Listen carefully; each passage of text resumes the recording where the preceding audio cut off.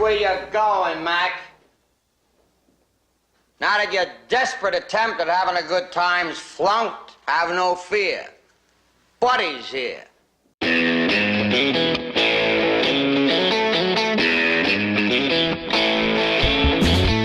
Hello and welcome once again to the Cine-Files, where each week we enter the world of a great film, we explore its themes, the history, the filmmaking, and the influence it has on us today. My name is Steve Morris. I'm a filmmaker and directing instructor from Los Angeles, California. Hello everyone, my name is John Roca. I'm a voiceover artist, host, writer, producer, blah, blah. My titles keep growing. It's true. As the more this show goes on, which is really interesting. So I feel almost self-conscious now saying this stuff. Well, my titles remain exactly the same. I could add some. You already did a couple of episodes ago. Yeah, you did. Yeah.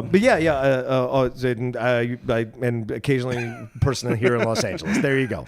That's all I can say. A man about town. Yeah, that's right. A man about town, John Roca. Like Buddy Love. Yeah, that's right. A man about town. Much like Buddy Love. Buddy right. Love is truly a man about town. And Buddy Love comes from the film we're talking about today, which is, of course, the Nutty Professor. And we're doing this because the great, and I will say legendary Jerry Lewis passed away a few weeks ago. Mm-hmm. And as soon as it happened, we, as we always do, we exchanged a couple of texts saying, well, what should we do? And it came down to two films. Was really, we're going to do King of Comedy, or we're going to do Nutty Professor. Yeah. And they are as different can be. Yeah. And what I think, we finally decided was, well, King of Comedy is a remarkable movie and one I'd like to talk about on the show. Sure. Nutty Professor is the pinnacle of him as an auteur filmmaker. Absolutely. Whereas King of Comedy is a Scorsese film with De Niro, and it's a whole other thing. And that's kind of how we decided on this one. Yeah, because King of Comedy is Rupert Pupkin's journey, right? Mm-hmm. De Niro's character, whereas Nutty Professor is very much about his journey here, Buddy Love's journey, and the I can't remember the name of the character who he plays when he's the doctor. Professor Kelp. Professor Kelp. That's it. His journey. But it's also, this is Jerry Lewis as the writer, the director, the producer, the auteur, the total control of this film. Yeah. And this is, I would say, him at his peak. Absolutely. Yeah. Yeah. And so it's definitely worth talking about it. And, as we were talking about it, we discovered very quickly that Jerry Lewis is your guy far more than he's my guy. I know, this is interesting. We've done this on the show a few times, actually, on your end and my end. Like, sometimes things don't necessarily, like you said, French Connection, that's not your kind of film. That's not your film. It's not one you go back to. Right. Or Jackie Chan is not your thing, but it's huge for me. Right. And there's a million of them on Netflix. I will cycle through the Jackie Chan movies and I will almost never stop to watch one. Right. And it's just like, certain things just appeal to you. And for me, this is just from, since I was a child, he was someone that was always accompanying me as I grew up with his films, with his humor, with his Muscular Dystrophy Association telethons. Well, that's the stuff I grew up on. Yeah, those who are our age, that was a staple of our childhood. Mm-hmm. And back in the days of 3 channels. Yeah. Everybody was watching that telethon. Yep. Like we, growing up in the 70s, this was an event and we all watched it. And I went to school and every kid at school had watched it. Yeah. Yeah. For those of you who don't remember, the association telethon happened, 3 days? Over 3 days? Or was it 5 days? Or was it a week? Well, it was over, I think, Labor Day weekend. Yeah, over Labor Day weekend, right. And it was 24 hours a day. Yeah. Both from the central, national stations and then to the local stations as well, with almost no commercials. And so if you were anybody at that time, you wanted to at least make an appearance on that show as an entertainer. And if you were starting out, you were really jockeying to have a prime time position on those shows to be showcased. And Jerry Lewis was the MC, master of ceremonies, for 45 years. And he raised something like $1.5 billion or something over at least. Over the 40 years of doing it. Yeah. Yeah. Well, and so since it was your guy, you kind of said, that you wanted to take over telling us the story of Jerry Lewis. And it is quite a story. Yeah, it's an interesting one. So if you're listening now, I would encourage you to just kind of lay back, sit back, enjoy the tenor of my voice, because this is a very long biography of Jerry Lewis. So if, with Steve's permission, I shall begin. You have my permission, sir. Thank you, sir. Well, he's born on March 16th, 1926 in New Jersey. He is born to two parents who are both performers. His dad is a vaudeville performer. and their Russian Jewish parents. He was an MC as well and did a lot of vaudeville.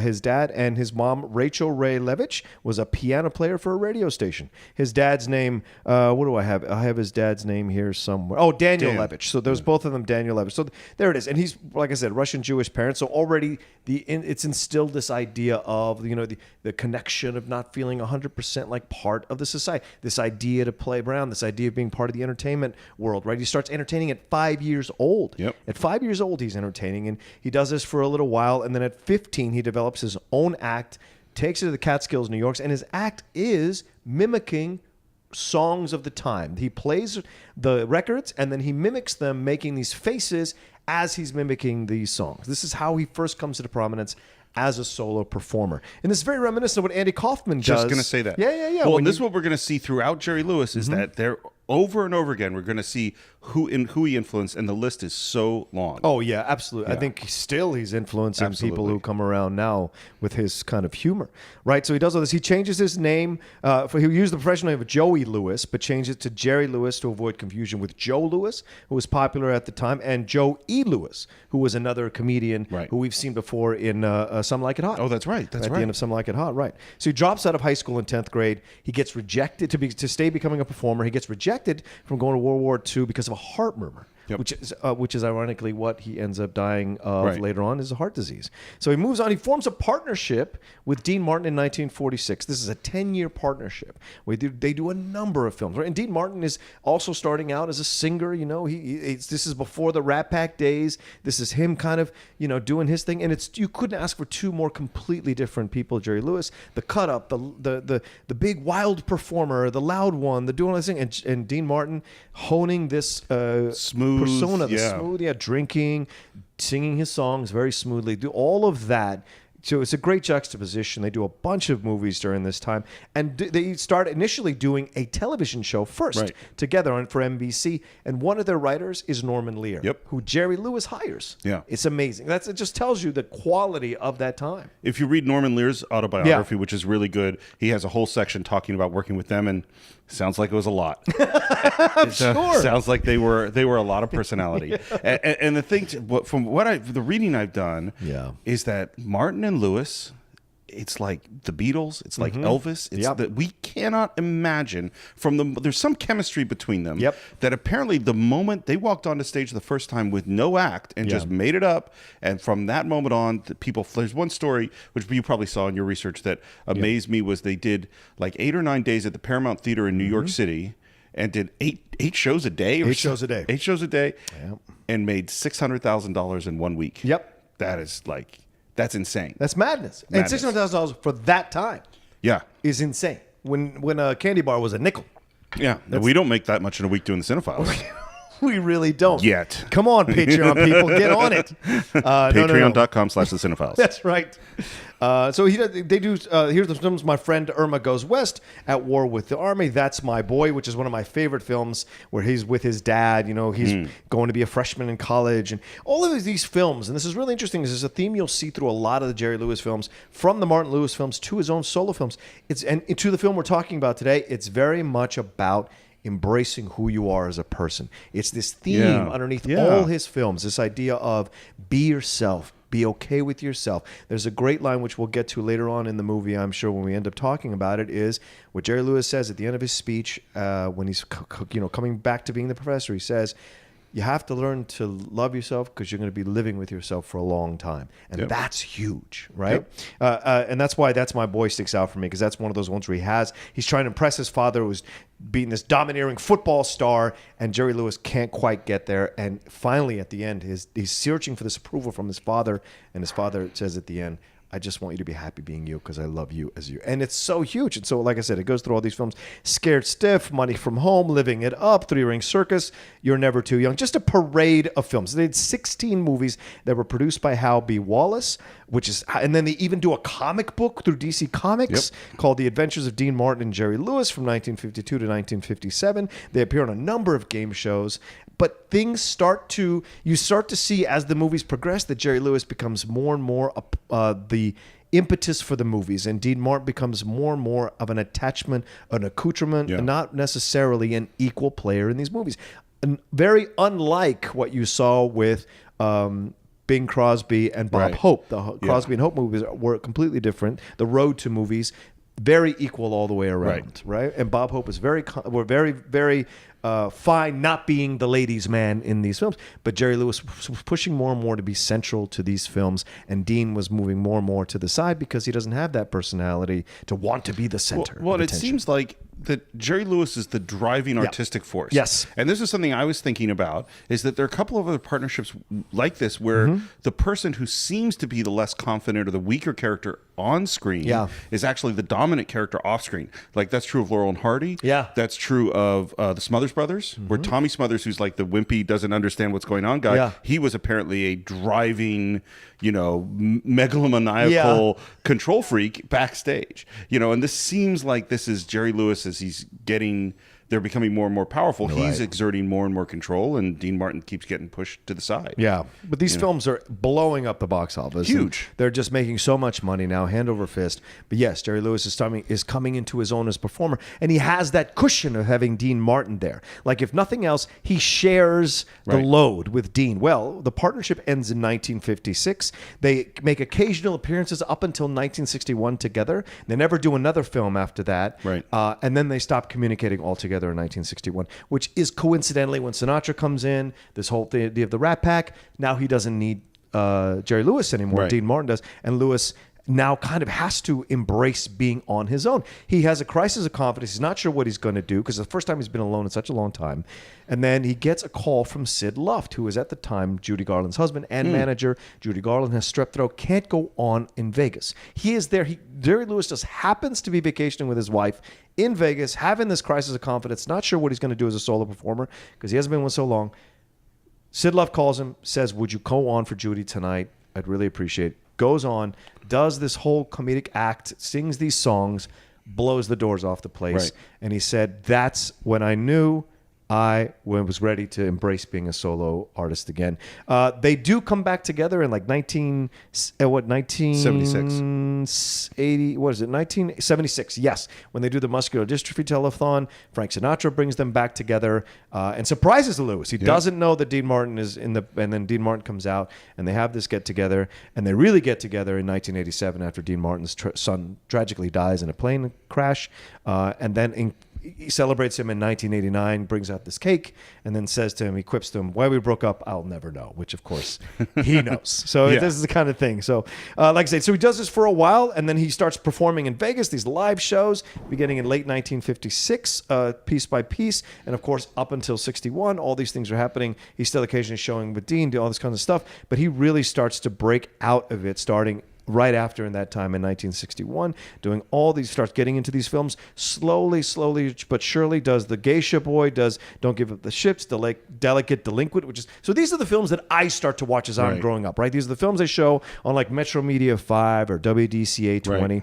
And he starts to do his own production company with Paramount Pictures, Jerry Lewis Productions. And he was signed with specifying a payment of $10 million plus 60% of the profits for 14 films over a 7-year period. That is unheard of. Yeah. It's madness. No, I just keep going back to like, we can't understand, we talked about this with Chaplin. Yeah. It's like today we can't understand how big this really was. Yeah. And this is really big. This is right up there with Chaplin and Sinatra and Elvis and the Beatles. Absolutely. That's how big this is. Well, and also this is a time where the studios the studios are in charge of everything, and he's still carving out this niche in there and making his money. You know what I'm saying? And so he does that. Does Cinderella, Visit to a Small Planet. These are all fantastic films that come up. And then he comes up with The Bellboy in 1960, which he does on a small budget with a very tight shooting schedule and no script. No script. Wow. He shoots the film himself by day and then performs at the casino at night, at the Sands at night, or the Fontainebleau rather, at night in the evening. So it's just amazing. And he uses his own funds to cover the $950,000 budget, and it's silent. And if you watch it, it has one of the most amazing scenes where he's in the boardroom and it's all to a jazz song. And he is imitating everyone in the boardroom talking to, depending on what instrument is playing. And it's fantastic. You want to watch a comedian at work? doing his best work. Watch that. Well, this goes back to the miming that's right at the very Yes. beginning of his performance. Yes. Like listening to popular songs and creating things out of nothing visually, which is also similar. It's funny. Someone else we talked about who did a very similar thing is Jim Henson and the Muppets. They took Spike Jones songs and things like that and created, visuals with the Muppets to that music. It's this, and I think Jerry Lewis is like, he's the master of this. Well, and it's also a precursor to stuff we see with Curb Your Enthusiasm or with the Christopher Guest movies, right? You get a broad generalization, but they improv through a majority of the stuff without script, or they come up with script as it goes along. So it's very interesting how he does this. So then he shoots. He goes and stars in an episode of Celebrity Golf. During that production, Lewis pioneers the technique of using video cameras and multiple closed-circuit monitors, which allow him to review his performance instantly. And these techniques and methods of video assist are documented in his book. And he had a USC class. He taught at USC for a while as well. And they enabled him to complete most of his films on time and under budget. This is huge. Right. A guy who does not have to go under budget because he's making so much money. He purposely goes under budget. During this time, he's also starts to direct The Ladies' Man, The Errand Boy, It's Only Money, the film we're going to talk about in 1963, The Nutty Professor. He does a cameo in It's a Mad, Mad World. He then does Who's Minding the Store, The Patsy, and one of my personal favorites, The Disorderly Orderly in 1964, and then one of my all-time favorites right after that, 1965, The Family Jewels, which I recently saw at the New Beverly Cinema with my friend Clay Major, who was in town visiting me. And that film, if you've never seen The Family Jewels, if you see The Nutty Professor, if you see Big Mama's House, if you see any of these comedians who perform and play 7 or 8 different characters in the same movie, this is the movie that launches that particular idea. Yes, Milton Berle had worn a dress. Those kinds of people had dressed up or cross-dressed in comedy all the time, but no one had done 7 different characters at the same time, so believably so, in such a perfect way. And you see that here in The Family Jewels, right? So by 1966, though, he kind of runs out of steam as a performer. The public's tastes are changing. Right. And so he starts to do less and less, but he leaves Paramount because they won't renew his contract at the level that he wanted to renew. He goes to Columbia. He does 3 on a Couch. He does Way Out, which is that space one, which is, if you've never seen it, don't bother. It's terrible. He's in Batman. He's in Passport. He does a pilot for something called Sheriff Who, which I always thought, is that the precursor of Doctor Who? Was he trying to do Doctor Who for America? I don't know. He continues making more movies. He does The Big Mouth. He does Don't Raise the Bridge, Lower the River, which I saw wasn't that bad. I remember that one. I have all these names. I don't even know what they are. I've never heard of them. I'm just telling you. He also cameos on Playboy, or he appears on an episode of Playboy After Dark, which people don't remember. Hugh Hefner back in the 60s had a late night talk show called Playboy After Dark. And it was the hippest place in town. Yes, you had to go. Like, so many amazing performers went there, and it wasn't seen as a negative to be on a Playboy show. Oh, it was very, very hip and cool. All the cool cats. All the cool cats, yeah, including Jerry Lewis. He does in 1969. He does Hook, Line, and Sinker. Then he starts to direct a class at USC in Los Angeles for a number of years, starting in '69. One of his students is George Lucas. Yep. And Steven Spielberg drops in every once in a while.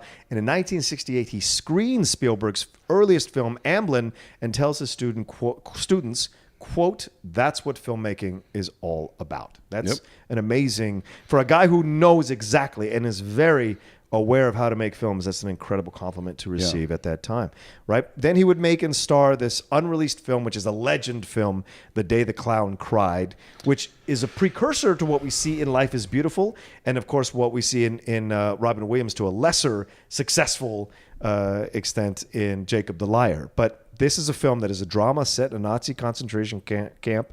Lewis rarely discusses the film. Now, he's remember, he's the son of Jewish parents, so he's Jewish, and he makes this film, but he says there was litigation over the post-production finances that prevented the film's completion and release, but he admits during his book tour for Dean Martin and me that a major factor for the film's burial is that he was not proud of the effort. Yeah, legendary is the right word. This is this movie that nobody's ever seen. Nobody's ever seen. And the odds are we're never going to see it.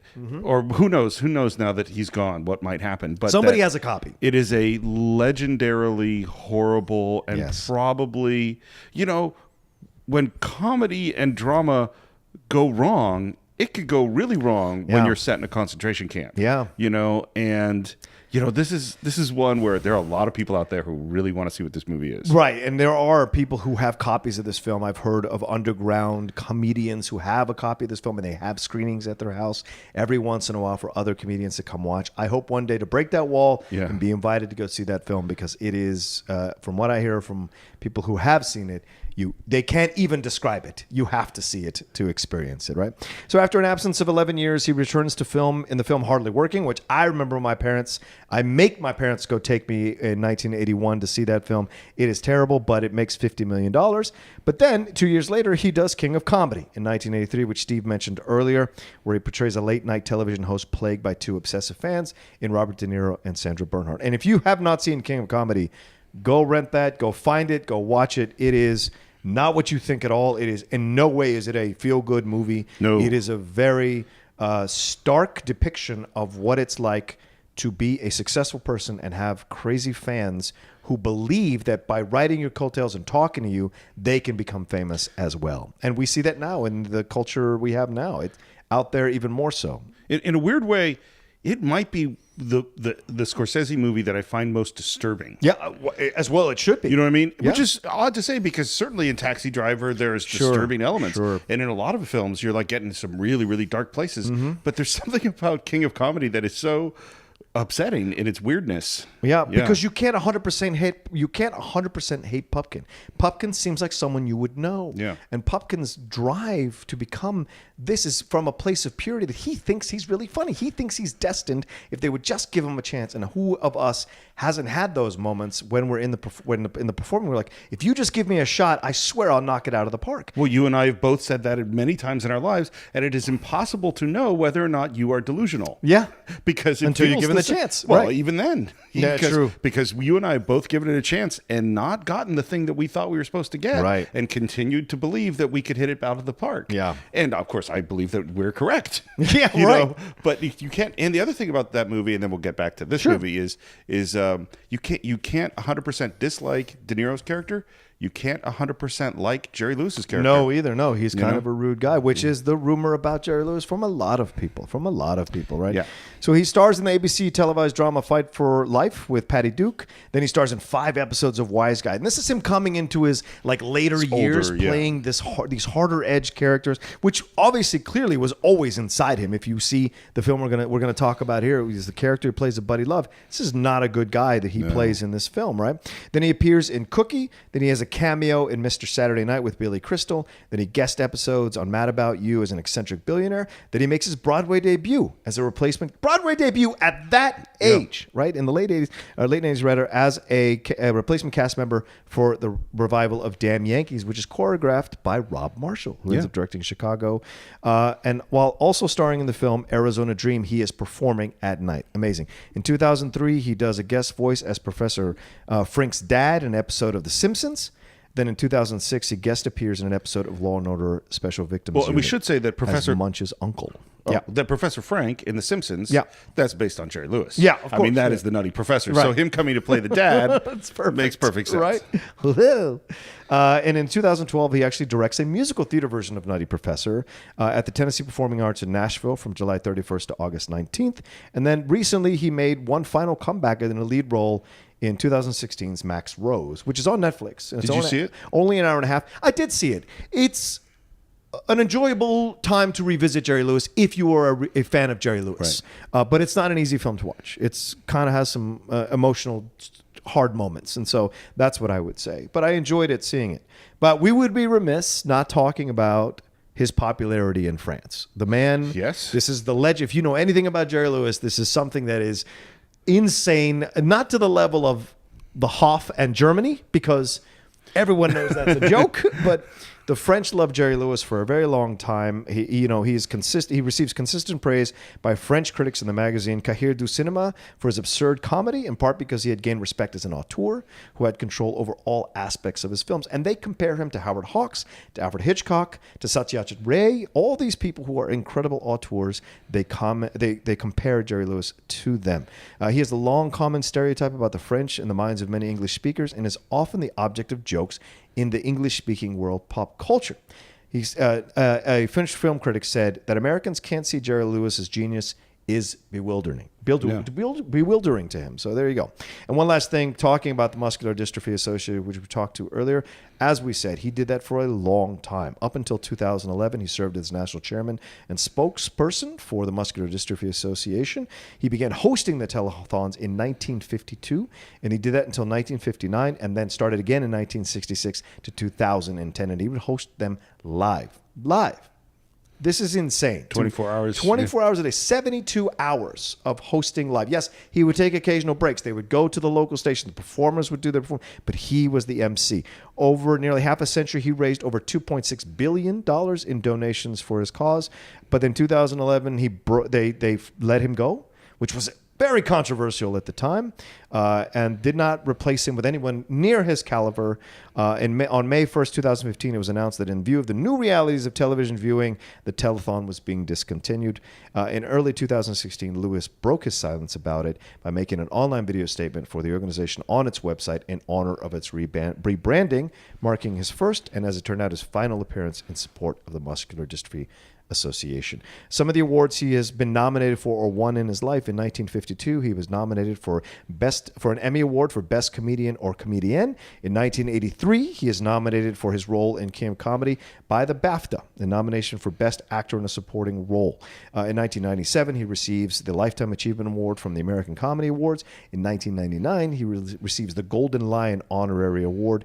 In 2004, Los Angeles Film Critics Association's Career Achievement Award. In 2005, he receives a Primetime Emmy Governor's Award, and in 2009, he receives the Jean Hersholt Humanitarian Award at the 81st Academy Awards, and is named in 2013. He is named honorary member of the Order of Australia for service to the Muscular Dystrophy Association of Australia and for his longtime humanitarian contribution to those affected by the disorder. This is just the tip of the iceberg of Jerry Lewis. If you want to go deeper into Jerry Lewis, you can read his books. You can explore cinema. If you read his books in companion with Sidney Lumet's book, you should be capable to direct a movie afterwards. The man is amazing. And like Steve said, he's not 100% his guy. He's definitely my guy. I just wanted to, I know we have limited time when we do these episodes, so I didn't want to spend 30 minutes on a biography because I really could. There's so much within his films that he discovered, that he pioneered, that he explored. There's so much that he brought to the forefront in terms of comedy. He was always pushing the boundaries of comedy, always exploring different things he could do within his films. And he was also portraying these characters that were not smooth talking lead characters. These comedies were always these downtrodden guys against their luck, trying to survive in a world where they are constantly being rejected, and for being earnest yet clumsily earnest along the way, And so there's so many films, and if you want to go back and enjoy his films, go find some film critics that you absolutely love and adore, see their reviews for Jerry Lewis's films, and let those be your entryway into his comedy, because there's so much to discover. And I guarantee you, when you watch his films, you will see shades of them in the comedians you love today, all the way up to Louis C.K., and so many others that you see, Chappelle. So many of them credit Jerry Lewis with influencing them to become comedians. Wow. So as a professional directing instructor, yes, I have a lot of students who go out and have to do presentations on directors and filmmakers. Mm-hmm. Dude, you just got an A+. What? That was really good. Oh, thank you. Yeah, that was very kind in depth and deep. Yes. Well done, sir. Wow. Well, that brings. So I could ask this question, but I think we already kind of know the answer. Yeah. Anything you want to say about how you first came to the Nutty Professor? Yeah, I came to it as a child. It was on TV, and I just remember watching it, and I remember absolutely loving it. And this whole idea of becoming a different person, right? All of us who grew up kind of nerds or geeks, or like me, I was a fat kid who was beat up all the time. I've said this before with his bowl haircut. To imagine that you could take a potion and become someone else, right? And he does it through the conventional routes initially, the working out, those kind of, where you see those ads, hey, don't get sand kicked in your face, work out. He finds a way to do a magic potion, which is the American way. What's the quickest way I can get to the destination?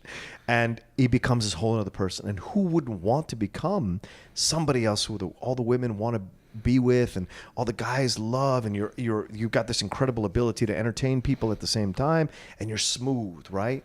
So you got caught up in that. But I just love the humor of the character at that time when I was a kid of the professor, because he's doing the voice and the teeth sticking out and the glasses and all of that. Yeah. So all of that was incredibly funny for me. And Stella Stevens, who's absolutely gorgeous in this movie, yeah. luminescent in this movie. And strong and a real character. Yes, very much so, Yeah. which was great to revisit again for this podcast, to remember how resistant she actually is to this character. Well, which there's some is weird things about new. that too, which we Yes. will get into. Absolutely. For me, it's exactly the same. I saw it on Channel 44. Right. I'd seen it a bunch. And what's funny is that it really falls into a superhero story. Yeah. I'm going to take the secret potion and I'm going to get superpowers. That's a great point. And so I was attracted to it. I saw it a whole bunch as a kid. Mm-hmm. And I probably haven't seen it since I was 12. Wow. So watching it yesterday Yeah. was the first time I had seen it in forever. Interesting. Yeah. And sadly, my experience watching it was maybe not as good. Okay. So while, I have tons to talk about what I admire and what is, for some reason, here's what I was thinking about. Yeah. My wife doesn't like beets. She Okay. doesn't like them. She's tried to eat them. I love beets. I think they're delicious. Beets, you mean Beets, the food, vegetable? the root vegetable. Okay. And she eats them, and she says they taste like dirt. Yes. And I think they taste delicious. Wow. And what we've learned is that there's certain genetic predispositions towards certain flavors. People have different taste buds. Literally, they actually have different taste buds. And so what she's tasting when she eats beets and what I taste is completely different. I'm with your wife. I might be missing the Jerry Lewis gene. Because I'm watching this, and I appreciate everything that he's doing, and particularly as a filmmaker, I wasn't laughing. Wow. Yeah, so this is a weird one for me. Well, maybe we can help you with that. Maybe if you could unlock the Jerry Lewis gene, and at the end I could be like every patriotic Frenchman and adore this man, then nothing would be better. He's the best. Yeah. Well, and of this course. is, as we talked about, films are about taste in Absolutely, the end. yeah. Let's do a little bit about the pre-production. Sure. Jerry says that he came up with this idea for this film while doing 3 shows a night in a club in Chicago with Dean Martin. No surprise. Oh, no surprise. And he felt that Robert Louis Stevenson's Dr. Jekyll and Mr. Hyde was made for comedy. Mm-hmm. He was like, I know what a funny concept is, and the guy turning into another guy, that's funny. Right. And this is what's funny is we've learned as we've gone along that they're films that meld different genres, and this is a sci-fi comedy, because taking the potion and turning into something else, and what is your identity? Those are classic science fiction ideas. Right. We're going to do it in a comedy setting. It was written by him and Bill Richmond. And you mentioned video assist, and I just want to go back into this because it's so important, is that this technology that he says he invented it. Invented might be a strong word. Yes, he perfected it and made it common usage, but I don't know that he invented it. It was his idea. Yeah. Yeah. I'm always bothered if someone says I invent. It's like, you're not an engineer, dude. You did not put any wires to anything. Right. It's like saying Steve Jobs invented the personal computer. He did not. Right, it's like saying, it's like giving a design to a fashion designer, then they create and you go, yeah, I designed that. No. You had a great idea. You had a great That's idea. awesome. But he was freaking out about, how am I going to direct myself in comedy? Because, and for other people like Orson Welles when he did Citizen Kane, or when actors act on film, they usually have a buddy who they trust, who's going to be behind the camera, who can say that one was good or that wasn't good. Right. Jerry Lewis doesn't seem to trust anybody. And so he was apparently having nightmares about what he could do. And he had this idea of, what if we had a video camera filming at the same time as the film camera and seeing the same thing? And so he flies to Tokyo to meet with the CEO of Sony to say, can this happen? And by the way, as much as France loves Jerry Lewis, Japan loves Jerry Lewis. Oh, I'm sure. They love him. And so naturally, the CEO of Sony said, let me meet him, and brought his best engineers in and said, can we figure this out? And the first version didn't record. So you could see what the camera operator was seeing, right, but you couldn't actually see what had happened in a take. Right. The next version, a year later, which is what they used on Nutty Professor, by then Sony had invented videotape, and they could record it, and he could rewatch his takes. And this so fundamentally changes the way films are made, because up until that first video assist, the director never knew what the camera operator had seen until they looked at dailies the next day. Right. And so the camera operator had to judge if that was good. And as soon as you have video assist, the director can look at the shot, he can look at the rehearsal, and once you have playback, he can look at what the performance is and make a decision. And this this is a huge, important invention. So while I don't give Jerry credit for the engineering of the electronics, I give him absolute credit for fundamentally changing film with this idea. All right, you want to get in the movie? Sure.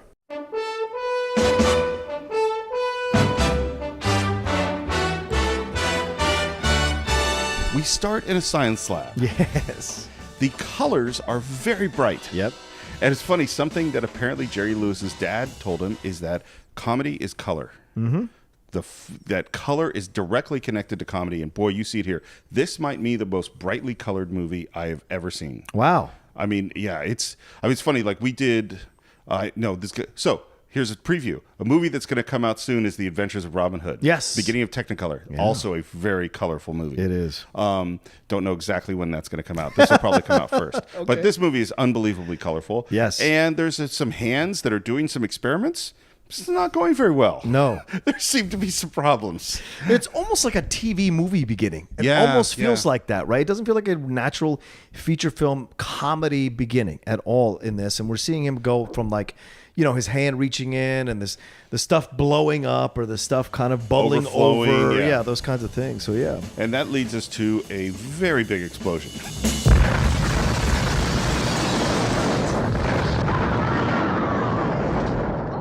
Yes. Frankly, this explosion sounds like everyone in that classroom was killed. Yeah, basically. That's how it seems. And we cut over to the dean's office, who sends someone over to get Professor Kelp. It seems as if this has probably happened before. Yes.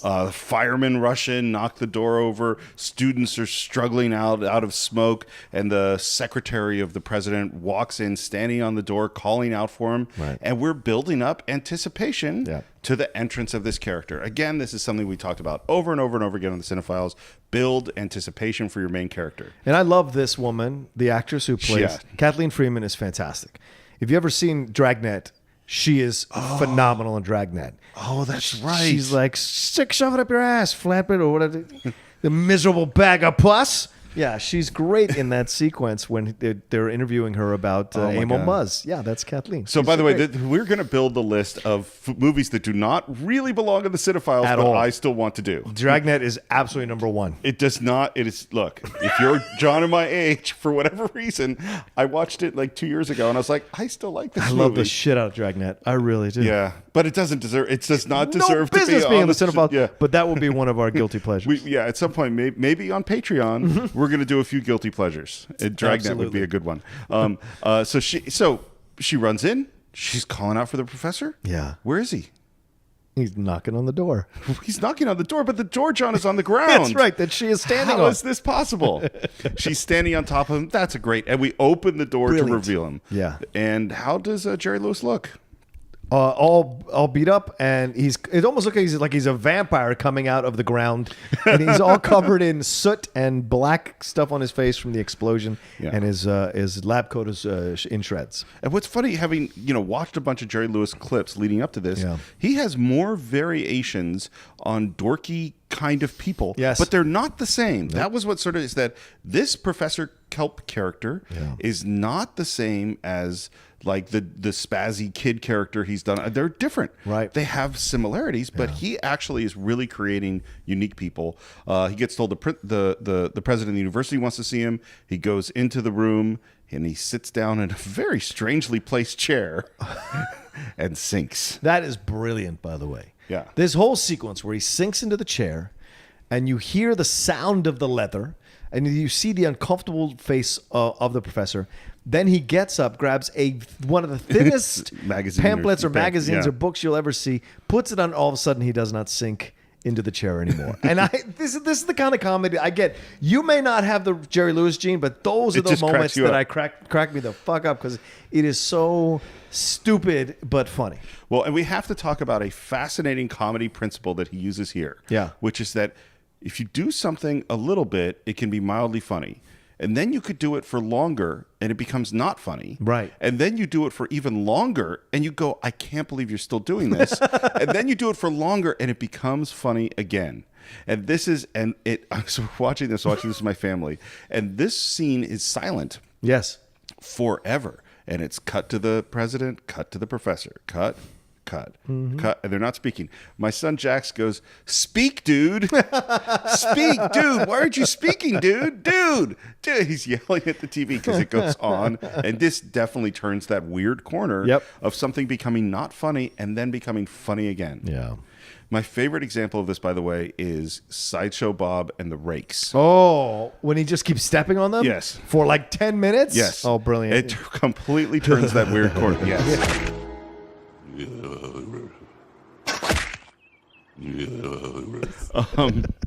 And finally, we do start talking. And we find out that this is not the first problem that we've had with this professor at this school. Nope. Been nitroglycerin and gasoline. This is an amazing. I guess maybe in the 60s, people were like in their 30s and 40s going to college, I guess. Because this college is full of a lot of people who look like they should have children in college themselves. It is fascinating to see the mix of people. Even the people playing the football players look way too old to be playing college football players. And it's interesting. I have this weird whole theory class. that in the past people looked older. Maybe. Because if you look at pictures, like I remember seeing like the old college pictures of the old football team, and you look the real. I'm not saying in a movie. I'm saying the real ones. They always look like they're in their 30s. Yeah, I guess. I think life was just harder, and we're just wimpy or something. Maybe, but they all look But old, they do. don't they? They do. We have a little bit in the office where he opens up his watch.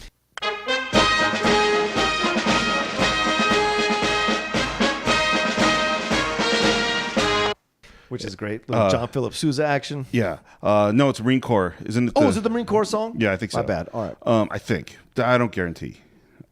Let's just say, and that song comes on, Yeah. which is very funny, It's loud. And I had thought about it because this is a kind of gag he does a lot. He likes the strange sound, the unexpected loud sound coming out of an object or something. Yeah. And I was thinking about it. I'm like, I think this is the opposite. This is the reversal of the mime comedy, which is that he's the unexpected visual playing to the expected audio. Yeah. And this is the unexpected audio playing out of an expected visual. Yes. Like this dichotomy is a thing he likes to play with over and over again. Yep.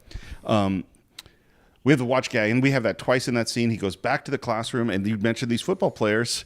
One football player does not want to stay for class. Nope. He wants to leave, and he threatens his professor. You didn't have no call to go and yelling at me like that, Professor Kelp. Wachowski, I might have been a little rash.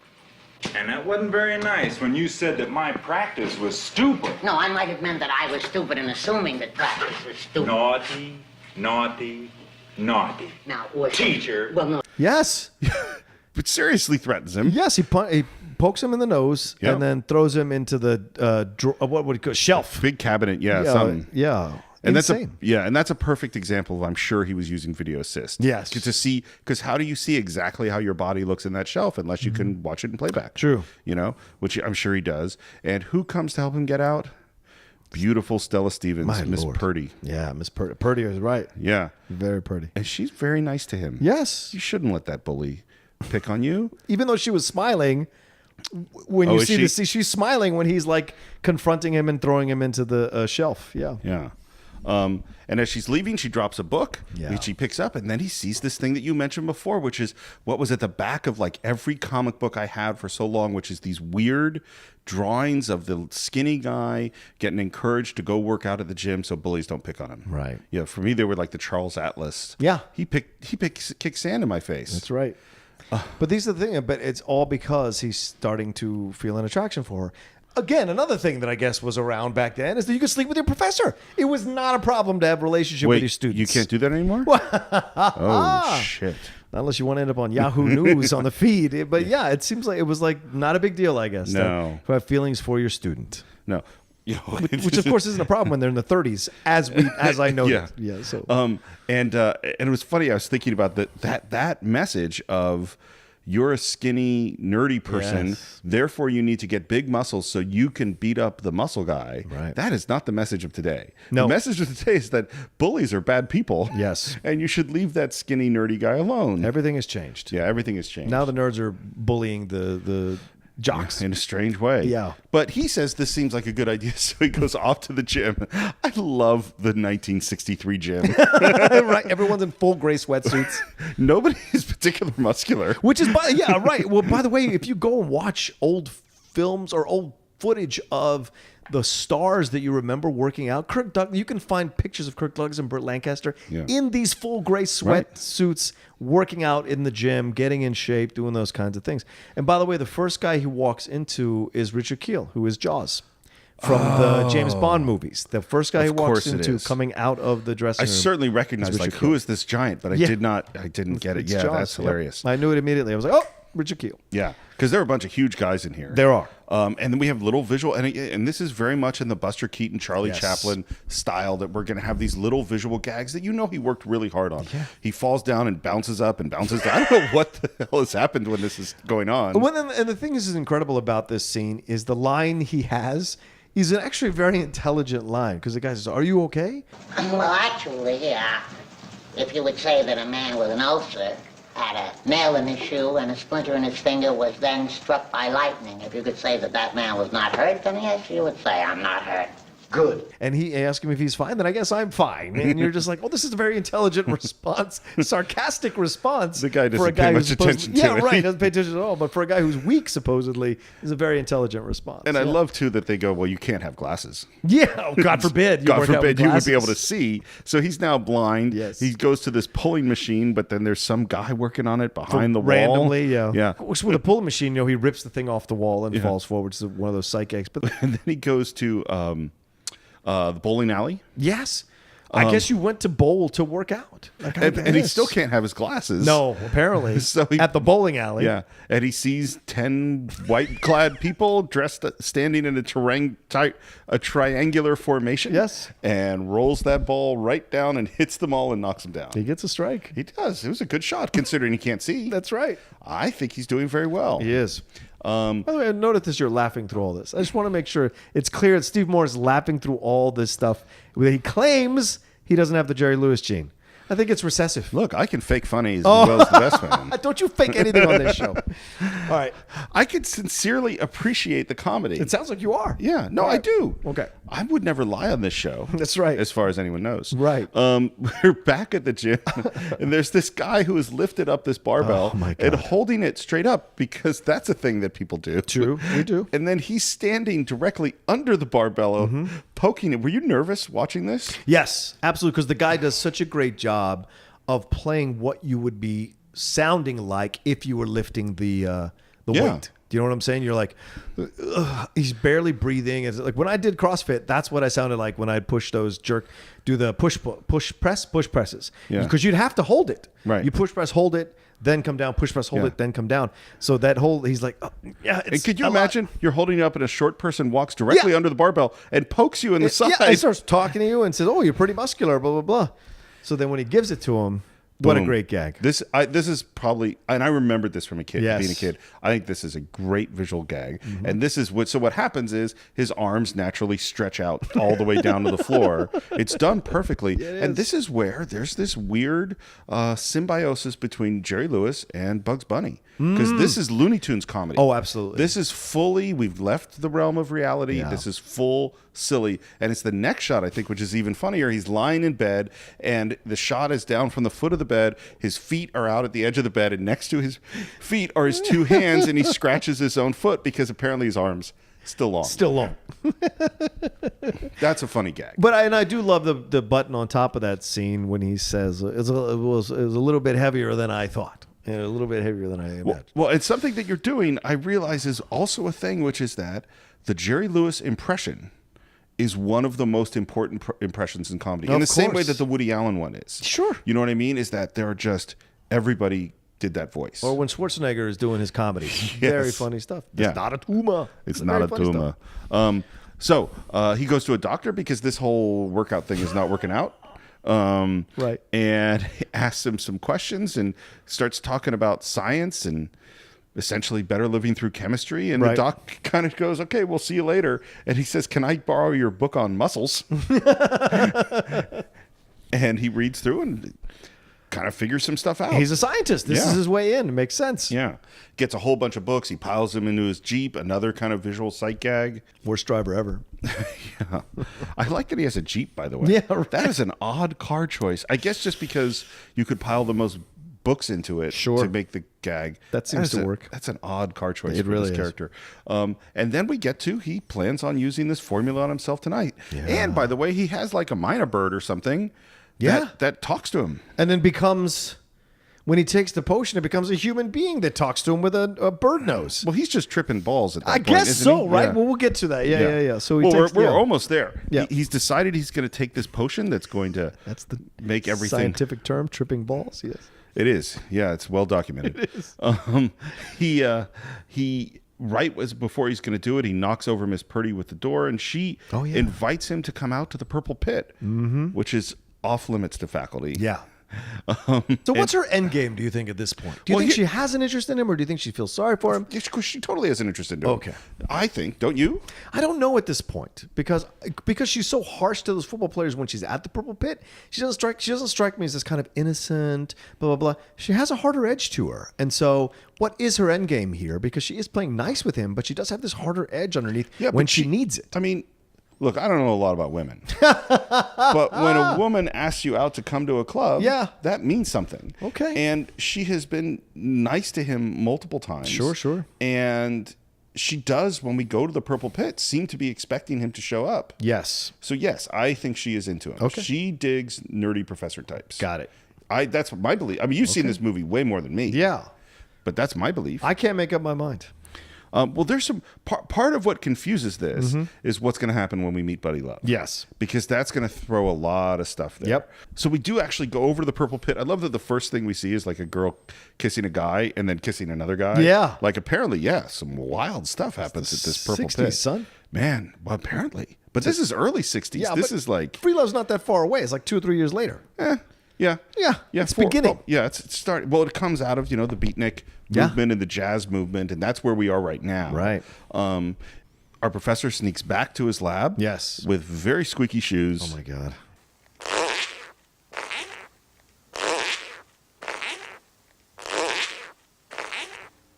Takes off his very squeaky shoes. I love this gag. Floor still squeaks. And he breaks the fourth wall. Yeah. He looks right at the camera. Yeah. Well, again, and that's like a Bugs Bunny thing. And he does it there's several sort of takes to the camera and moments that break the fourth wall. And he does that in other movies too. Yes. Even more so. Yeah. Time for the experiment. He takes the formula. And we go through some weird makeup changes. Yeah, man. Yeah. All of a sudden, like, if you're watching this for the first time, you don't know 100% what to expect. This is the Jekyll and Hyde reference. Right. This is exactly a Jekyll and Hyde reference. The hairy arms, the weird face, the eyes, the different color of skin, the bird freaking out, telling him he shouldn't have done it, which is really funny.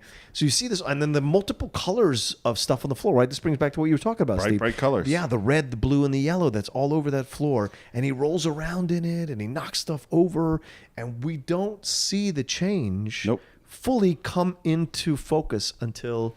Boom. Until we do. Yeah. Well, and several things about this. So first of all, have you watched the trailer, the original 1963 trailer? No, not in a while.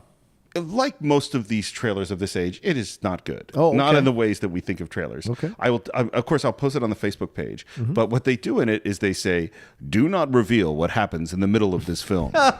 Don't tell anyone. And they kind of hint that there's going to be this transformation. Yeah. And they say something about no one should know what the monster that happens in this film is, but they don't show it. And it's this weird. And so I think part of what they're doing in this scene is playing off of the people who've seen this trailer.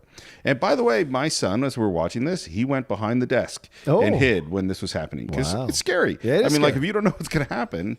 Do we get to see the transformation right away? What do you mean? Yeah. Well, he shows up at the club. No. What do you mean? So we don't actually get to see the transformation of the way because the first thing we see is all these people reacting to him. Oh, right. No, yes. We don't see him fully become Buddy Love in that transformation scene, but he shows up at the club already fully transformed. Yes. Right. But we see We see everyone else's reaction to it. Right. We see him that, here's your suit and your other suits will be ready. And then he's walking down the street and all these people turn and stare at him. Yeah. And this is the first time, and this strange thing of I go, is there magic in his transformation? Like what? Because it seems as if he has effects on people that are way beyond his behavior or his looks, including Miss Purdy, which we're going to get to, Right. including Stella. Yeah. So he shows up at the club, and we finally see him, and it is quite a transformation. Everybody stops Yep. dancing. The music stops playing. The cigarette girl loses all her cigarettes. The waitress drops her drinks. So there's a lot of speculation about where this Buddy Love character comes from. There's many people who go, this is when he's in the split with Dean Martin, and this is him just ripping Dean Martin to pieces. Certainly possible. I mean, when you hear that song from John Lennon after the breakup with the Beatles, How Do You Sleep? That's a tough song about Paul. That's a really, really hard. So, and sometimes when you love someone that much, the breakup can get dirty, man, because you feel betrayed or you feel lied to or you feel like, you know, you have to like lash out at this person. And you're probably right. This very much feels like a Dean Martin type. The cigarette, the drinking, the smooth, the hair grease, like all of it looks like a version of what he would think Dean Martin is. And it's interesting when you say earlier in this episode that he came up with this idea while they were still together. Right. This is probably how Jerry Lewis sees himself. His inside is the Nutty Professor. The professor himself, what he wants to be is what he sees with Dean Martin and Buddy Love. And so this is an interesting thing. Well, I have a bunch of thoughts about this. Yeah. Because so first of all, as you say, like for those 10 years, 1946 and 1956, they're essentially married. Yes. They are 24/7 with each other. And when you spend 24/7 with each other for 10 years under extreme circumstances, you're going to know all the bad parts of that person. Of course. So I think Dean Martin's in there. Yes. Jerry Lewis says it's not Dean Martin at all, of course. And he says that he just wanted to sum up every jerk and asshole and full of himself person he had met. And I think there's truth there also. But here's the other thought that I don't, how do I put this? When I watch, one of the things about Jerry Lewis that rubs me the wrong way. Oh, here we go. Is like there's this documentary, it's on Stars, which is pretty good, called Method to the Madness about Jerry Lewis. Yes. He is so arrogant. Yes. His arrogance is really palpable. Every single story he tells is about him and how great he was. He's a narcissist. Yeah. But an insecure narcissist. Well, yeah. Well, like Trump. Those things go together. Yes. And so I think this is Dean Martin. I think this is every asshole he met on the club circuit. Sure.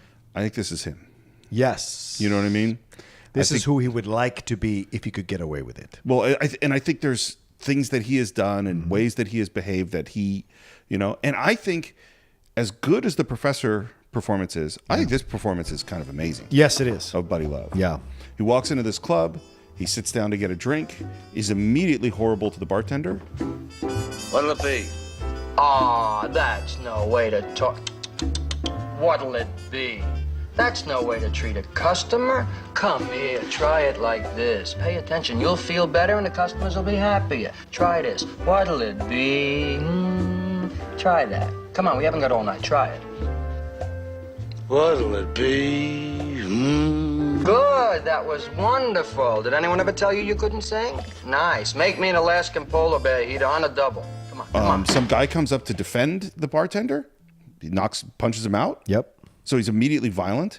And I had really forgotten. Like, I remembered a fair amount about the movie when I watched it as a kid. Yeah. But I didn't really know how much of a horrible, truly awful person Buddy Love is. Right. And for me, going back and watching this again for this podcast, all I can think of in comparison is the Eddie Murphy movie, right? Because I hadn't seen this in a long time.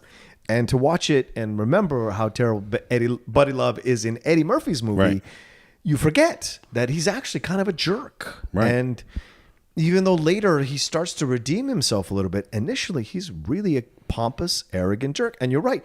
This may be who Jerry Lewis is in real life. Like, because there are numerous stories of people who have terrible run-ins with this guy, as many as there are people who had incredible run-ins with this guy, who was very complimentary to a lot of people. Yeah. But a lot of people did not have positive like if you listen to Mark Maron's 31-minute episode with Jerry Lewis cuts him off and it's over. The interview's over.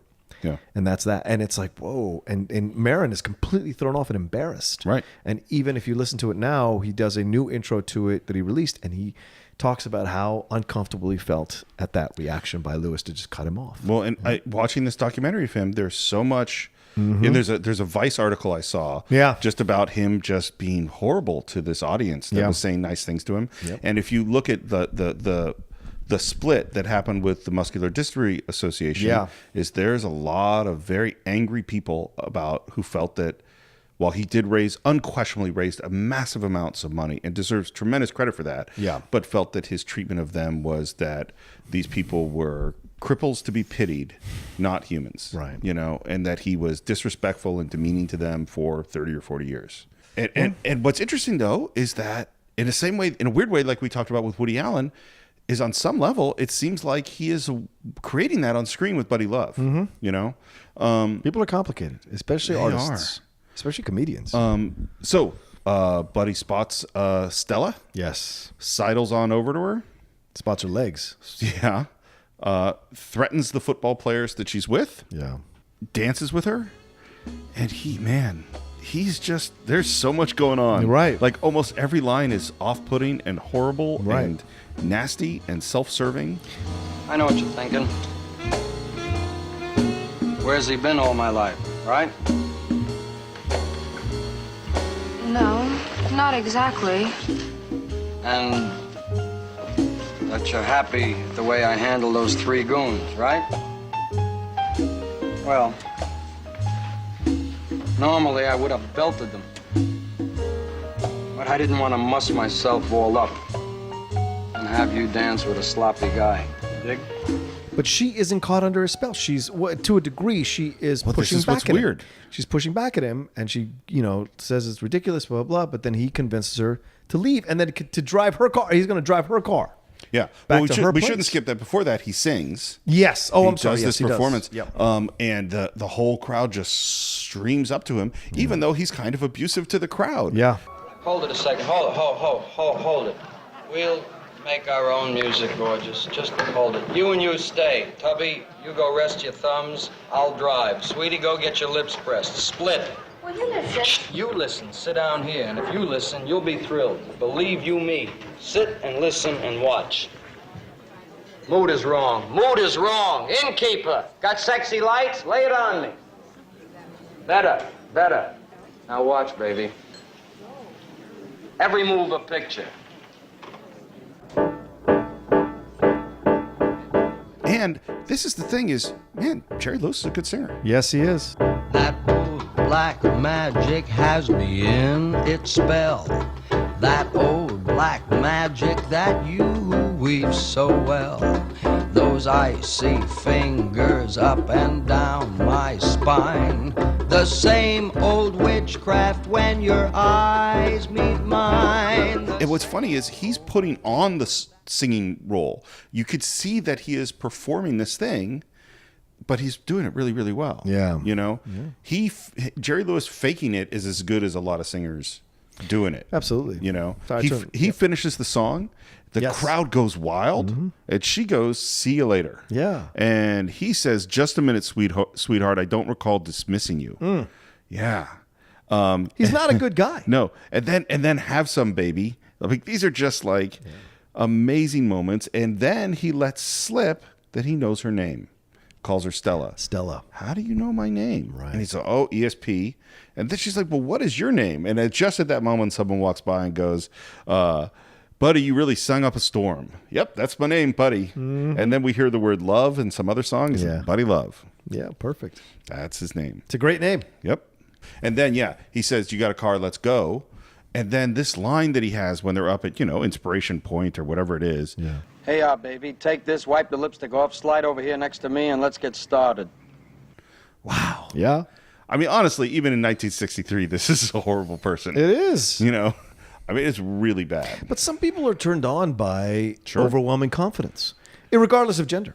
Some people are just turned Absolutely. on by a person who is like overwhelmingly confident. They're not used to it. Most people stumble around. Most people are nervous. Most people are unsettled by these situations, especially romantic situations. They're clumsy. He is so self-assured that it angers her, but it intrigues her at the same time. Yeah, I mean, she tells him off. Yes. No, there's a beautiful telling him off. It is. We have started and finished, Buster. And now for an encore, get an earful of the following. I'll admit you're a very sharp-looking guy, and you certainly have that proverbial gift of gab. And the only reason I've gone this far, I think, is because when you meet someone who's like nothing you've ever met before, your curiosity gets stirred up. Well, mister, this is one kitten that won't be smitten by that little old devil. And then he makes this speech, Yeah. which seems to be from the heart. So you see, Stell, when I tell you that you're a vibrant, beautiful, exciting woman, you can believe me. You can bet it's the truth.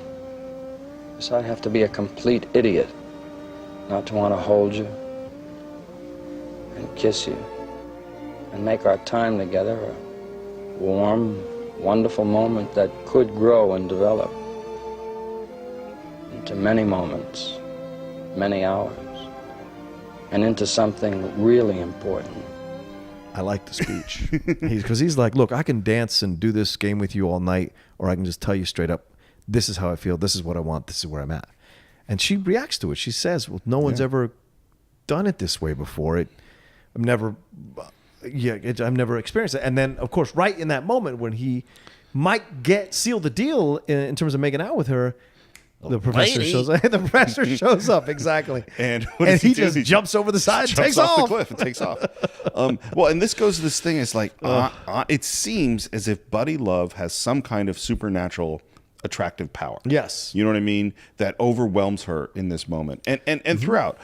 And going back to something you said before is that, yes, people are attracted to aggressive confidence. Yeah. And it's not like, we haven't known tons and tons of people who have been in relationships with people that don't respect them and don't treat them well. Right. And, this is, if Buddy Love were a real person, he would get laid. Yeah. You know what I mean? Probably. As horrible a person as he is. Oh, sure. I wanna Because go- it would prey on the insecure person. He would find the insecure person, prey on them, and take advantage Yeah. of the situation. Yeah. Well, that's what narcissists do. Yes. We're back in class. The professor is back to being the professor. There's a test going on. She's not taking the test. She seems distracted by something. Because he played all the right moves. No, he did not play all the right moves. Hey, but he played some moves that worked. I'm just telling you right now what I saw. He played all the right moves. She's thinking about him.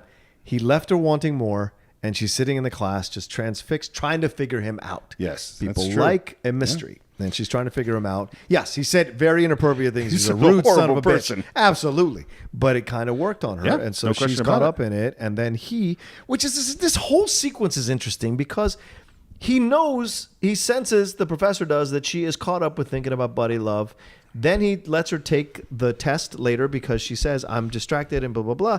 And then before she's about to walk out, he has these visions of her in these various states of costumes. Yes. And they're fucking sexy. Her in the red dress. The red dress is hot. Sexy as hell, Yeah. man. The bikini's sexy. All Yeah. of it. She's a very attractive young woman. As a professional college professor, That's inappropriate. that would not be appropriate. No. Well, and this goes to this weird thing of which I remember thinking about this with Dr. Jekyll and Mr. Hyde. Yeah. Is what does Dr. Jekyll remember about the experiences of Mr. Hyde? Right. And what does Mr. Hyde know? They know something. And he obviously knows he was out as Buddy Love, Right. and he has memory of it.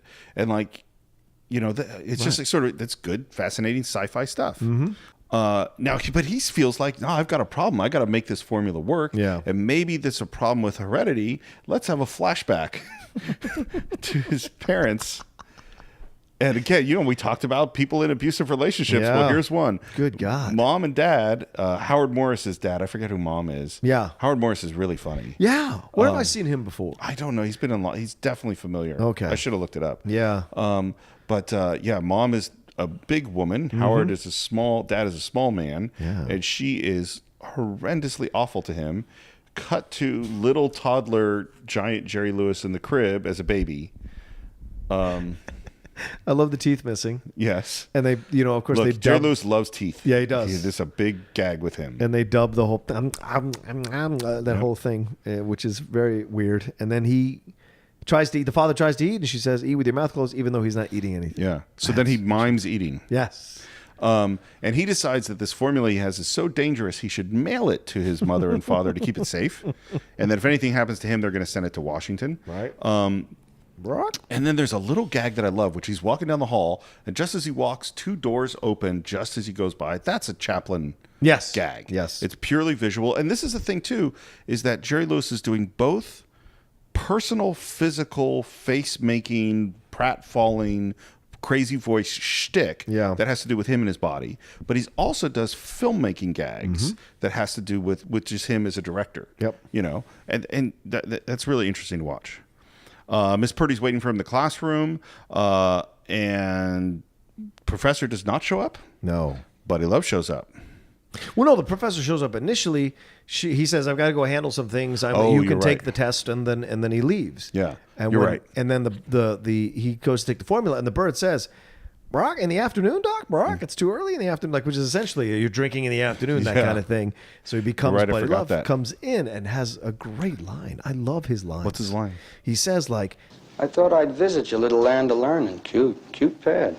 I love, by the way, the use of hipster language by people, because Hollywood is, particularly in this area, like Hollywood was trying to catch up with what was happening in the beatnik jazz hip world, and they're always a little bit off and behind. They're always behind. But Buddy Love in a really good way, I think. And he gives her a kiss, and again, there seems to be some magic in that kiss.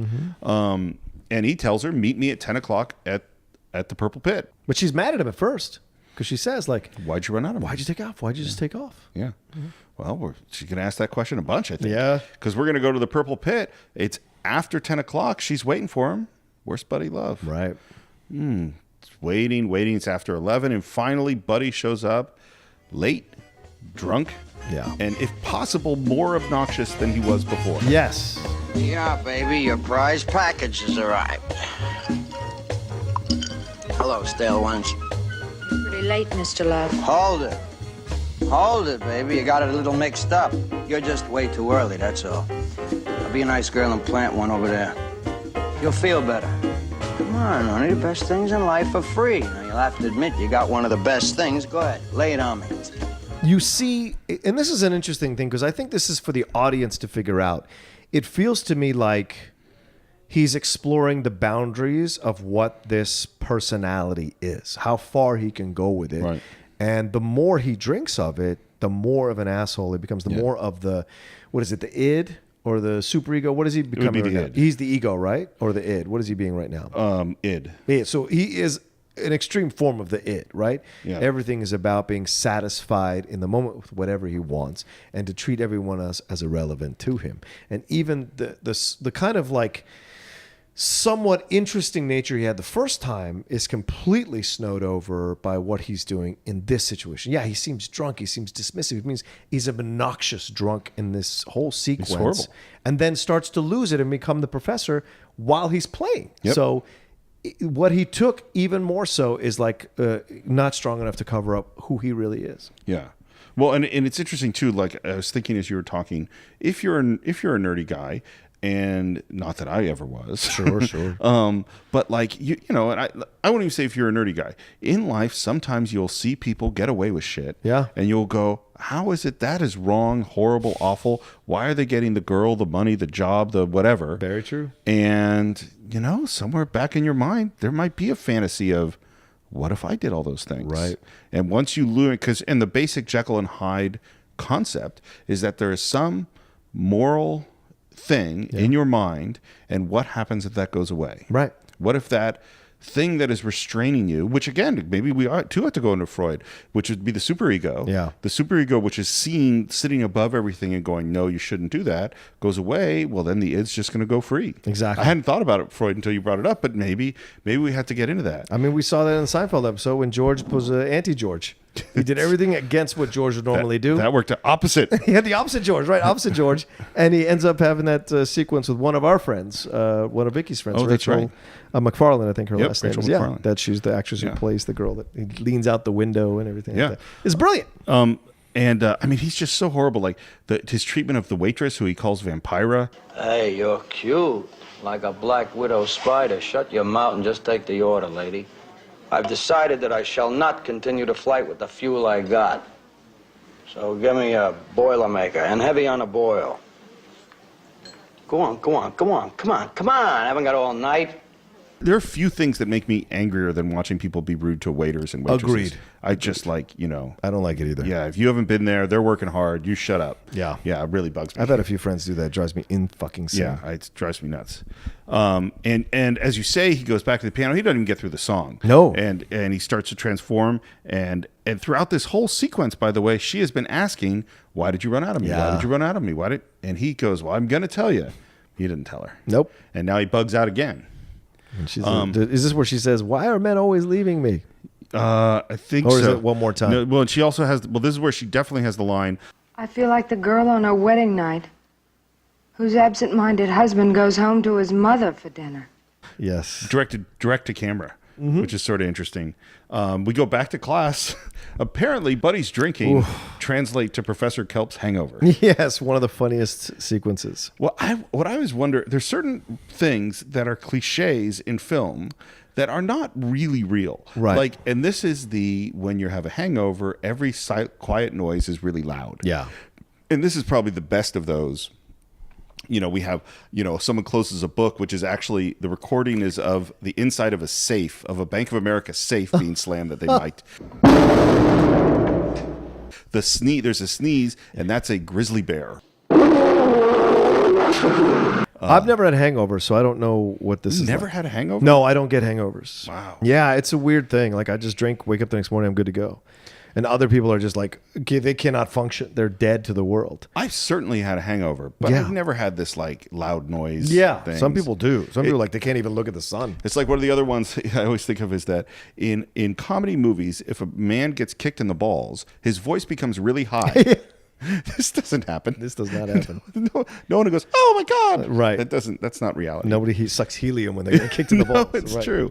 We go back to the purple pit.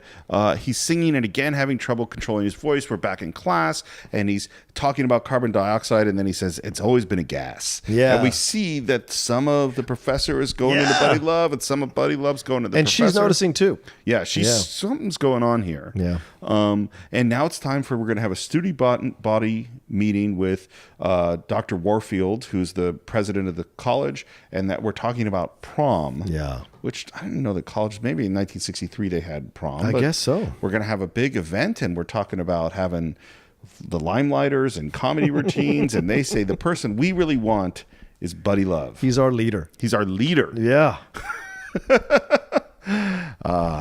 Yeah. Which I think is Jerry Lewis's slight slam at the kids of that time. Yeah. I think that's his way of saying they're so misguided and they think they're cool when they're Yeah. not. Well, this is that weird disconnect between like the studio age and the kids. It's kids these days. Yeah, kids kind these of days. thing.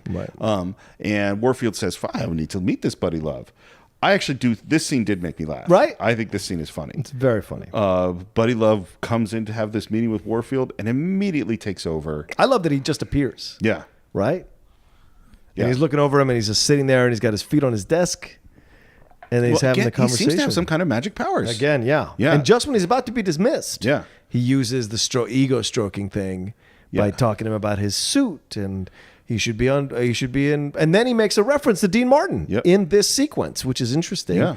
And then he walks like Dean, making fun of how Dean walks, and then he tells him he could play Hamlet, and he pulls his pants down, gives him a crown from his own hat, an umbrella. What he does to this guy is so crazy. It's amazing. And continues to snow him. And the one thing that I missed was I didn't understand why the secretary didn't walk in on him standing with his pants down. I so expected that to be the button on the scene, and it's not. Probably because that's inappropriate.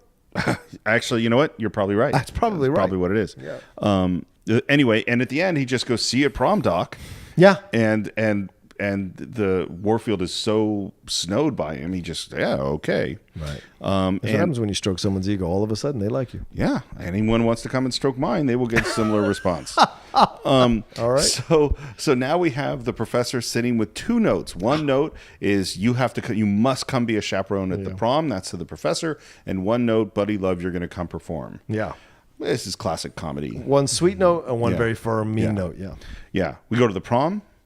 We have Les Brown and his band of renown. This is a very expensive prom. Yeah. Look at that. My prom didn't have a fucking 12-piece band. No. Like orchestra. That's amazing.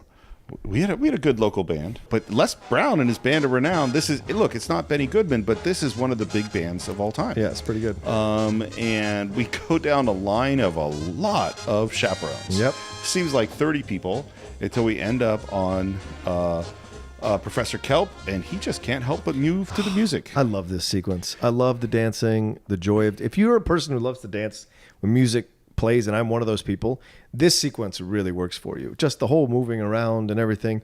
It's prime Jerry Lewis doing what he does best with his body. Funny but still good. Like funny but not dumb. Funny but not clumsy. Funny but good. Well, and if you watch a guy who had zero dance training, he does a lot of dance where he can keep up. Yes. I mean, he, like Chaplin, he's one of these people who has great physical control over his body. And it's interesting, like what I've kind of sensed from him is he likes to both prepare carefully and also let it go. Yes. And he wants to do it in one take, and whatever's going to happen is going to happen. Yeah. And I think that's what's happening in this dance. He gets shut down, though, from the dancing by Dr. Warfield, who sends him off to get some lemonade. And who does he meet at the lemonade bowl? Miss Purdy. Miss Purdy, yeah. Hi, Professor. Oh, Stella. Stella? Oh, that is Miss Purdy. I'm sorry. How are you? Are you having a good time, dear? And he's kind of trying to get some information about how she really feels about Buddy Love. Yeah. Yeah. Yeah. And while he's doing that, he also puts his arm in the punch bowl. Yeah, of course he does. And she's really nice to him. And again, we go to what are her feelings about this professor? Like, who is she choose? And what's interesting is the way he grabs her hand makes her remember Buddy, the way Buddy grabbed her hand. Oh, I didn't notice that. Yeah, so you're right. It's her first real big hint that this guy might not be all he's like. The professor himself might not be all she thinks he is. Yeah, or might be more than. Might be more. Yeah, and she says things like she values intelligence. Yeah, and she talks about revealing the inner man, and it's this weird thing of, is she talking about Buddy or is she talking about Kelp? Oh, but he should know I don't want to step on him. Maybe someday I'll get to prove it to him. If he ever unlocks that inner man and lets him loose so that I can grab him and hold him. And we can't really know. Even though it seems like she's talking about Buddy, because she says I'd like him to reveal his inner man, because he's like, well, maybe he's afraid to show you his inner man because he's built up this defense mechanism to be this way so that he's not made fun of or beat up. Well, and that's important. And whether she might be talking to Buddy, yes, but both of those apply to both. Professor Kelp is hearing what she's saying. Exactly. But that doesn't stop him from going off and it's like, I got to go become Buddy Love. One more time. Because we don't know one more time, but we know he's got a show. Yeah. Show must go on. He's got a show. Yeah. Shows up back to his minor bird talking pet. Who it's really strange because it goes from going, oh, it's repeating things he says, to now just not only having conversations with him, but making suggestions. Yeah, exactly. That's a nice plot device when you could just have a bird kind of give you the answers to the scene. But that bird, unfortunately, right now has chewed up the formula. Right. And the only place to get the formula is what we set up before. We got to call mom and dad. Right. And then he makes a formula, but maybe it's not going to be enough. Right. He even says it. This will have to be enough. Have to be enough. So Les Brown introduces him. It is a humble, subtle... That he wrote, that Buddy Love wrote. Introduction that Buddy Love wrote, yeah. Yeah, that is like the greatest entertainer of all time. I love it. It's so funny. Ladies and gentlemen, presenting the world's greatest everything. The best dressed, the swingin'est performer, and one of the nicest guys in the whole world. Here he is, the 1963 Senior Prom's answer to Don Juan, Mr. Buddy Love. In walks Buddy, who's completely dismissive to Les Brown. Yeah.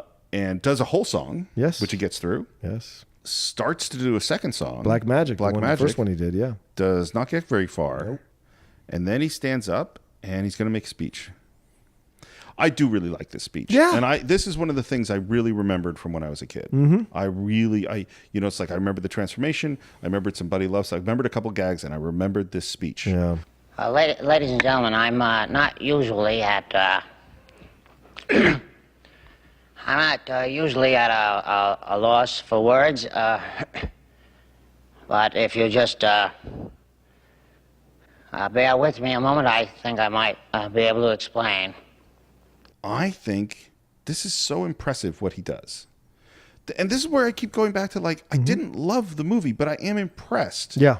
Because what he does in this speech is blend the two characters in this arc that goes slowly from one to another. Yep. I mean, in addition to creating two totally different characters and portraying them on screen, he now is going to do like a perfect ellipse curve on the graph from love to Kelp. Yeah. It's really impressive. It is. My only complaint Yeah. is that it's not an earned moment.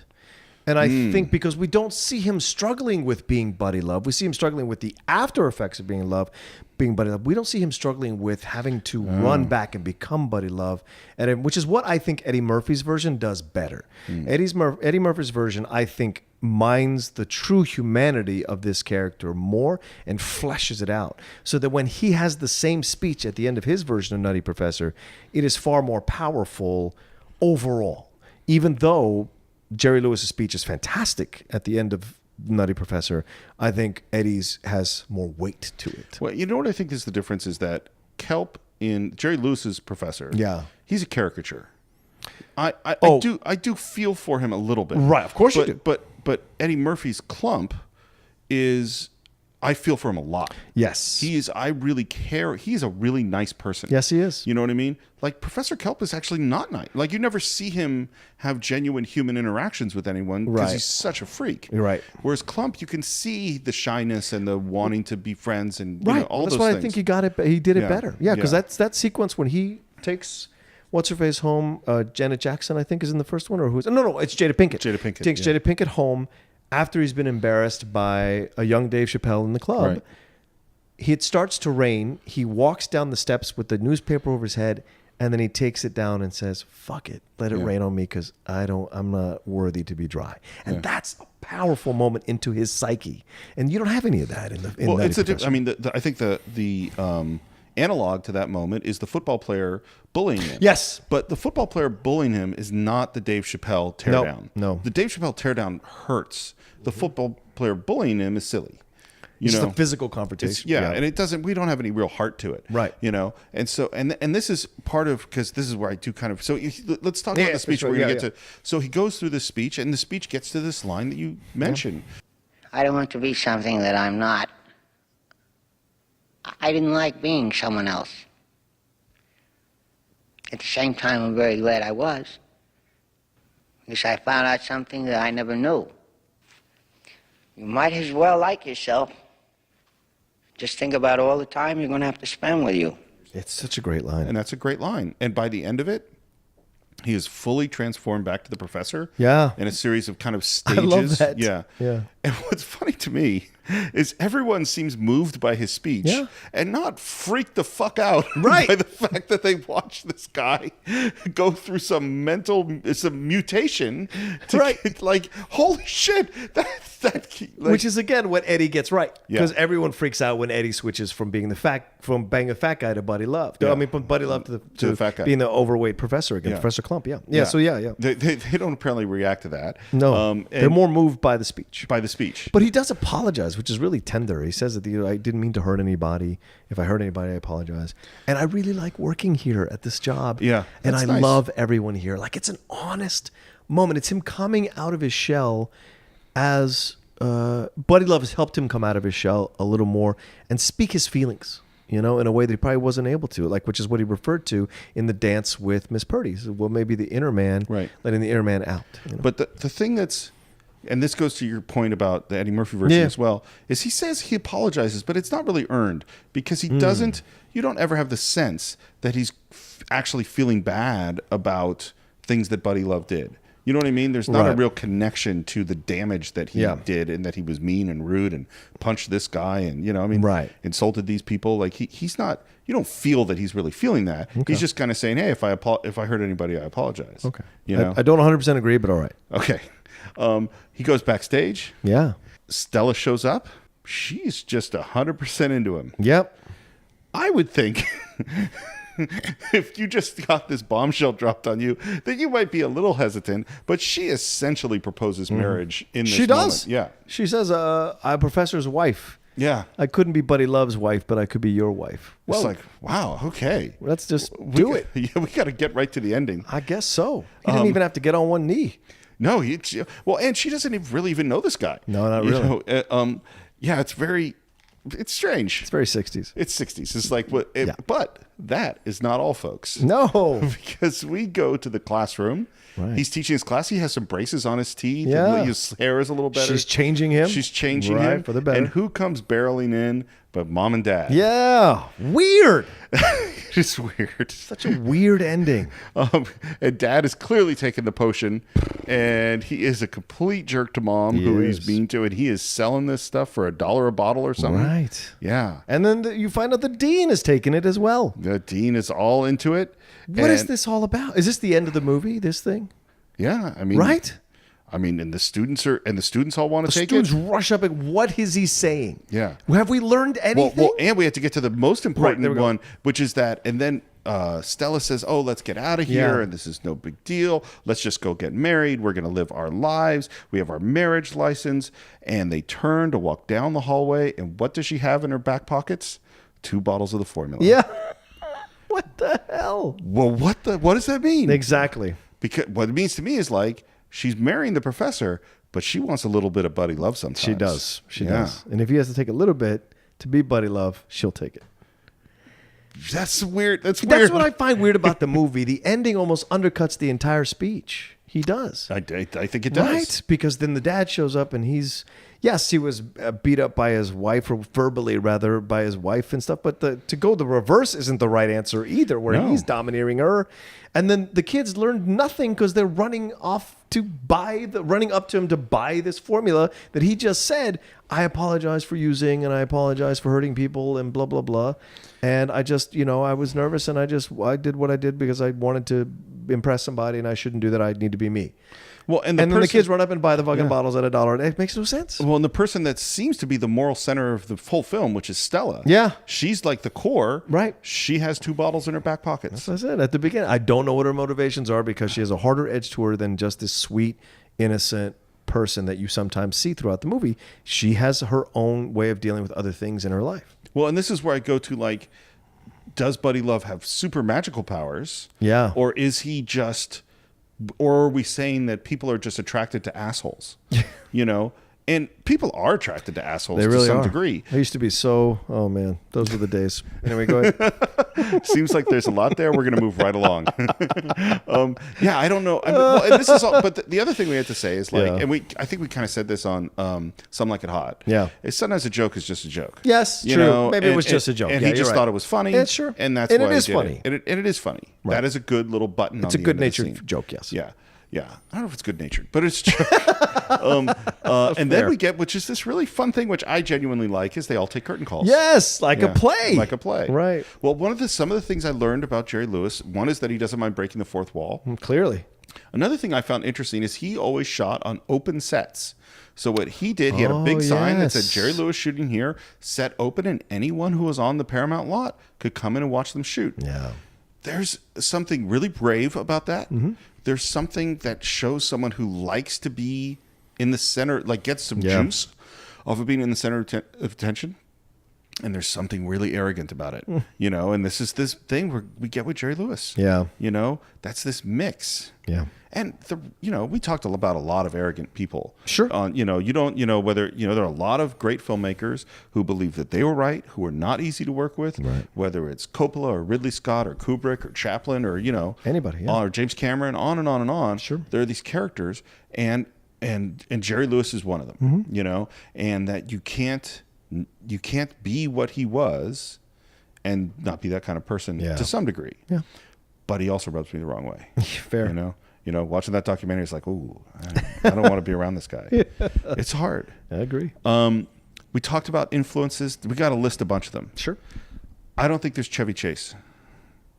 I don't think there's Jim Carrey. No, there's definitely no Jim Carrey without Jerry Lewis. Yeah. Obviously Eddie Murphy. Yes. That's a huge part of him, Peter Sellers, another guy who I think absolutely influenced by Eddie Yeah, because Murphy. Peter Sellers did that in Dr. Strangelove, which we must get to at some point. No, I think soon. Yes. There's a lot of things going on in the world right now. We got to get to it before we die. Yeah, we got to get to it before we die. Seriously, yeah. I think, definitely Peter Sellers is hugely and that's him as the actor, and there's also him as the director. Yep. Not just video assist, but the visual jokes like the Zucker brothers and the airplane movies, and they did a lot of things that I think come from Jerry Lewis. Absolutely. Hugely influential guy. Yeah, I agree with you completely. So, John. Yes. Do you have final thoughts on The Nutty Professor? I think Nutty Professor is a fantastic film for you to go back and try to enjoy and appreciate for the time it was made. And you see the comedic genius of Jerry Lewis in these moments and see him play two different distinct characters and does not have a typical female lead doing the typical female things, right? She pushes back, she stands her ground, she snaps back. Yes, does she still find it a fascination for him? Of course, if she didn't, we wouldn't have a movie.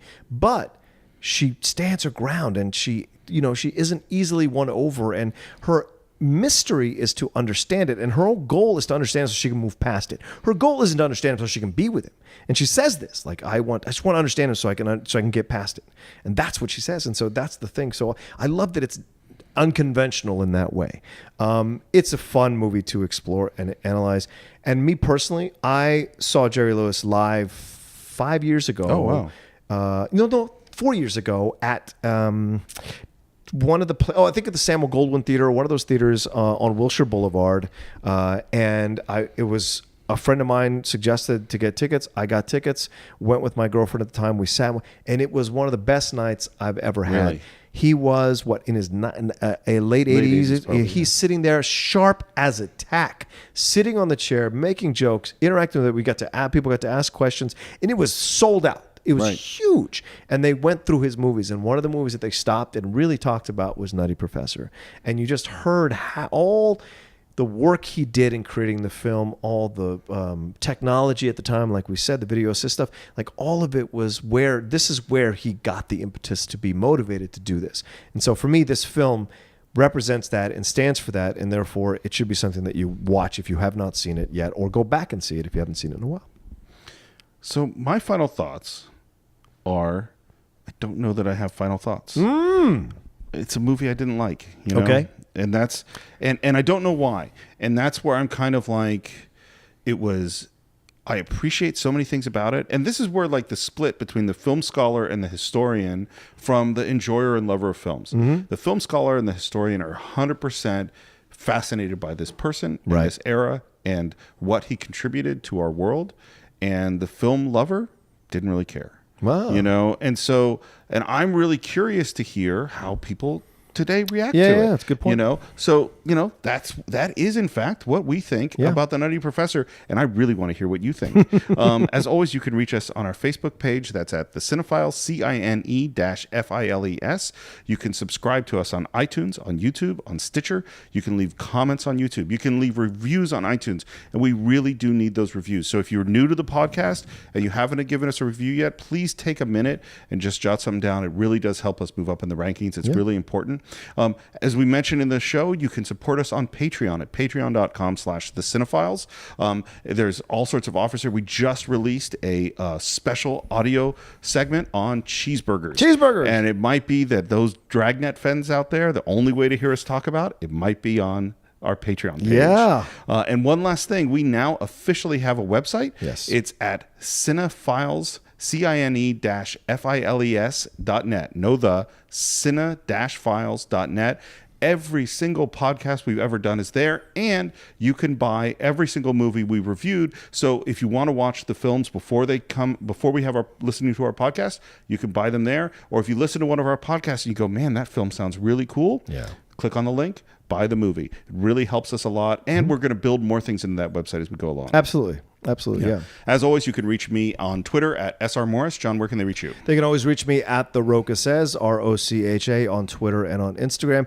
And of course, see all the stuff I'm doing at Collider now. I can't even tell you like when it's happening because it's always like constant. Yeah, it's constant. It's like constant. last week, it was 7 things in 2 days. So you just never know when the opportunity is going to come up. So just watch my stuff over at Collider. I'm having a really great time there and doing the show with you, Steve. There you go. And the Top 10 show, of course. The Top 10 show is fantastic. Yes. I just binged about 4 of them. Oh, did you really? The last Thank few you, days. Steve. They were really good. That's very kind of Really you. good. I like the heist one a lot. Yeah, that was a lot a fun of fun. one. Yeah. Yeah. All right. So that's it for this week. We will see you next time on the Cine-Files.